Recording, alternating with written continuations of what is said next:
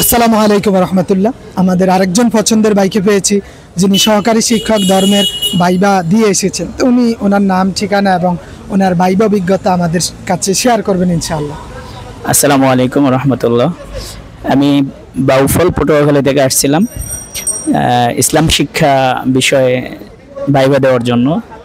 তারপর 9 নম্বর বোর্ডে ভাইবা দিয়েছিলাম। ভাইবাতে যাওয়ার পরে সালাম দিয়ে বসলাম। বসার পরে জিজ্ঞেস করা হলো, আপনি কি অনার্স করছেন না ফাজিল করছেন? আমি বলছি ফাজিল করছি। এরপরে জিজ্ঞেস করছে কামিল করছেন কিনা? বলছি জি কামিল করছি। কোন বিষয়ের উপরে? বলছি আমি যে তাফসিরের উপরে। পরে বলল প্রসিদ্ধ কয়েকটি তাফসিরের নাম বলেন। তারপরে ইনশাল্লাহ আলহামদুলিল্লাহ বললাম কয়েকটা তাফসিরের নাম। এরপরে এগুলোর লেখককে কয়েকটা বলার পরে বলছে ঠিক আছে আসেন।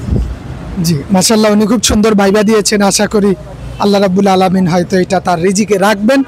তো ধন্যবাদ ভাইকে ওনার মূল্যবান তথ্যগুলো আমাদের সাথে শেয়ার করার জন্য।